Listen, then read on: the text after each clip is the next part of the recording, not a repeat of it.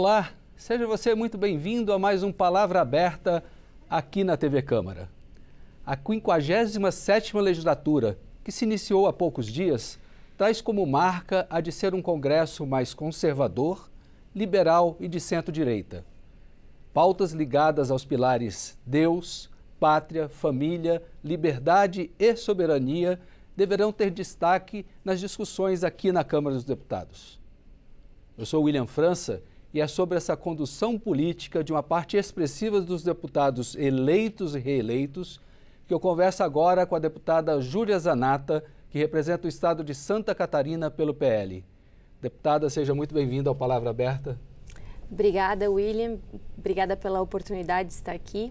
Quero aproveitar também para agradecer aos meus 111.588 eleitores que me deram essa oportunidade de representá-los. Fui a terceira do partido, do PL, né? Nós fizemos 6, e fui a 6ª mais votada do estado. Uma pessoa que não tinha mandato, uma mulher, né? Jovem, tenho 37 anos, advogada, jornalista e mãe da Helena de 3 anos. Muito bem.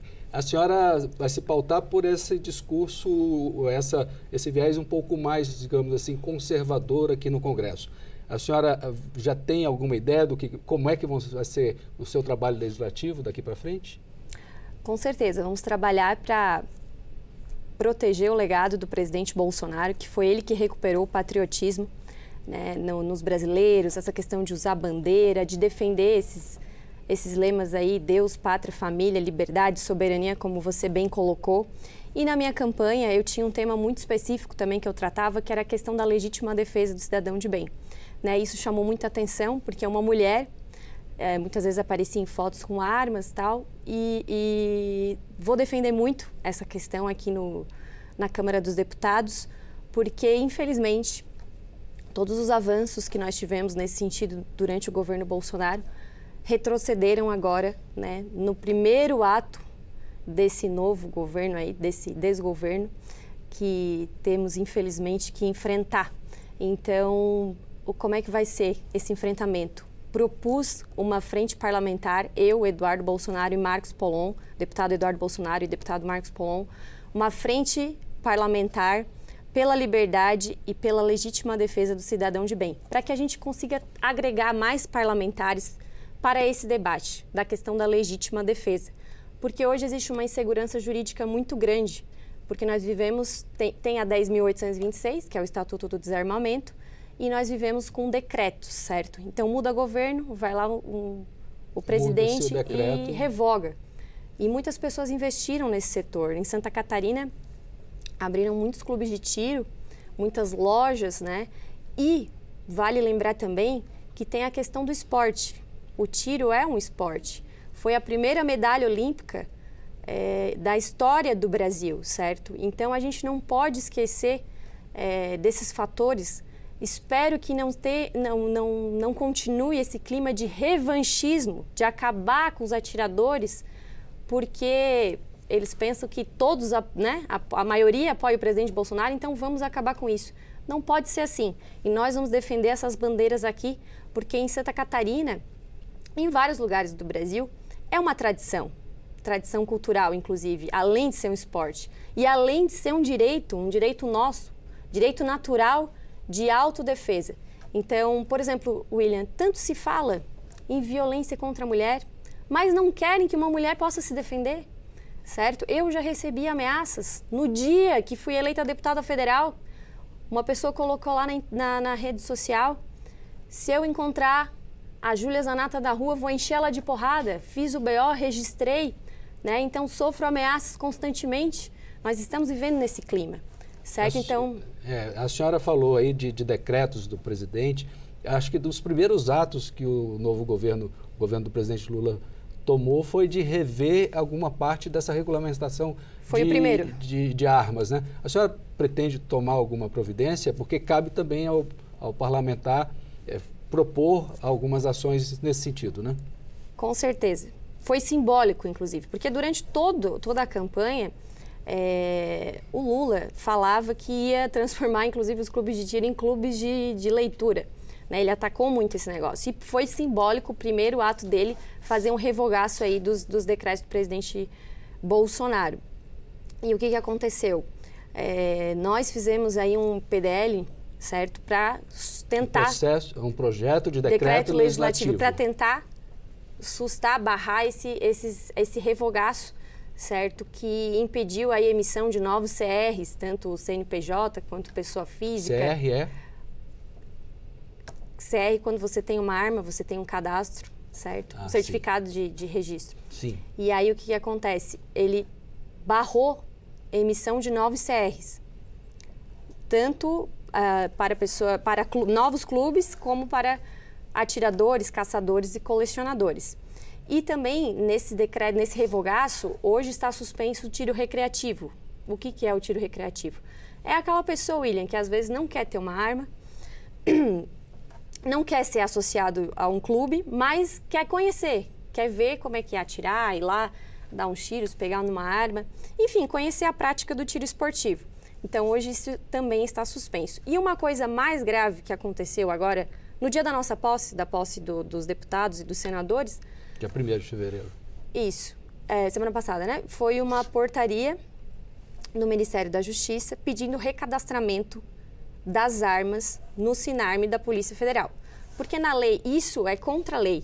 Porque existe uma lei em que pese eu não concorde com essa lei, que é o Estatuto do Desarmamento, a lei, na minha opinião, a lei mais genocida que tem no nosso ordenamento jurídico, porque ele não desarmou o bandido, ele desarmou o cidadão de bem, criou dificuldades, burocracias, enfim, mas nessa lei está previsto que em certos casos você vai cadastrar sua arma na Polícia Federal e em certos casos você vai cadastrar sua arma no Exército, como caçador, atirador, colecionador.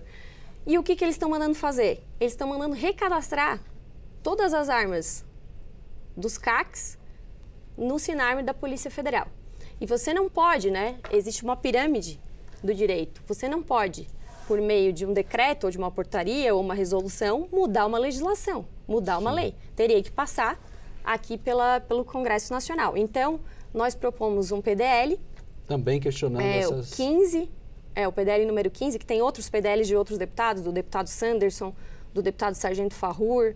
E esse PDL, junto com o Eduardo Bolsonaro, em que eu sou coautora, para tentar barrar essa questão. E ele tem várias justificativas, inclusive falando da questão do esporte, que hoje está inviabilizando a questão do tiro esportivo no Brasil. E a questão do esporte, inclusive, a gente vê que tem na Constituição, no artigo 217, que o Estado tem que fomentar essa questão da prática esportiva. Queria aproveitar a presença da senhora aqui conosco para conversar sobre um outro tema bastante mais ameno do que esse, que é a questão do turismo. A senhora trabalhou na Embratur e foi uma representante da Embratur na região sul. E Santa Catarina, a bela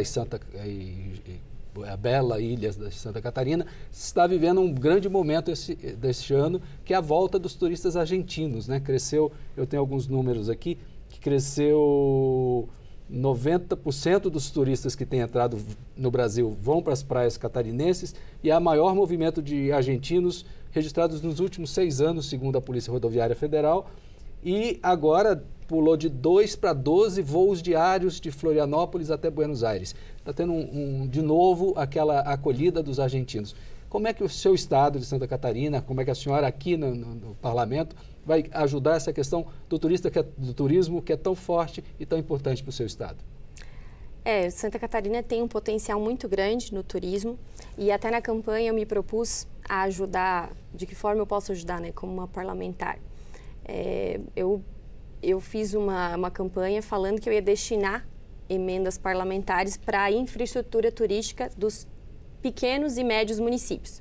Por que eu falo pequenos e médios municípios? Porque são os que mais precisam, certo? Um município como Florianópolis, como Itajaí, eles têm receita para Camboriú, né? Eles têm receita para isso. Então, outras localidades não têm. Então, pretendo ajudar nesse sentido.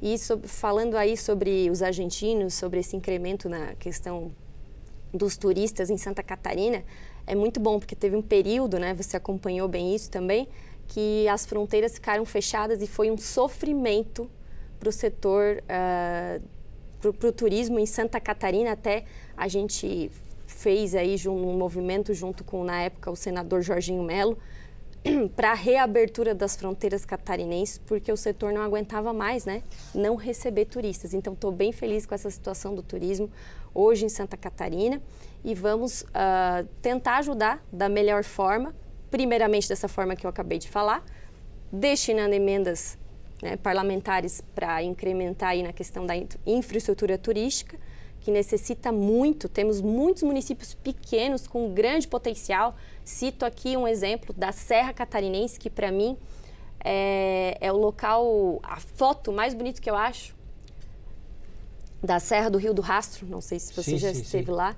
Então, muitos municípios pequenos ali, como Bom Jardim, São Joaquim, né, tem a questão do vinho. Eles precisam estar preparados para receber, inclusive, o fluxo de turistas, né? Porque o turista não cai de cima, né? Ele passa, né? Exatamente. E tem uma passagem, nessa passagem ele tem que ser melhor recepcionado, né? E a gente até fala sempre, comparando, por exemplo, com a Serra Gaúcha, né? Que em questão de infraestrutura está um pouco, vamos dizer assim, está um pouco na frente nosso, mas nós temos uma beleza natural incrível se comparada com a Serra Gaúcha. Não querendo falar nada dos gaúchos. Né? Tudo bem. Deputada Júlia Zanatta, foi um prazer receber a senhora aqui. Pelo jeito, teremos muitas outras oportunidades de conversarmos aqui.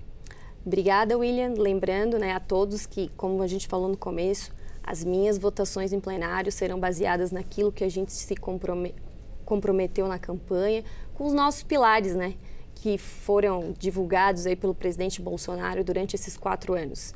Deus, pátria, família, liberdade, legítima defesa e soberania do nosso país. Muito obrigado. E eu me despeço aqui agradecendo também a sua audiência. Quer saber mais detalhes sobre os temas sobre os quais conversamos aqui? Ou mesmo sobre todas as outras discussões do Parlamento? Acesse o nosso portal na internet, câmara.leg.br. Fica ainda como sugestão a dica para seguir as redes sociais da Câmara no Twitter, no Facebook, no Instagram e no TikTok. Novamente, muito obrigado por sua atenção.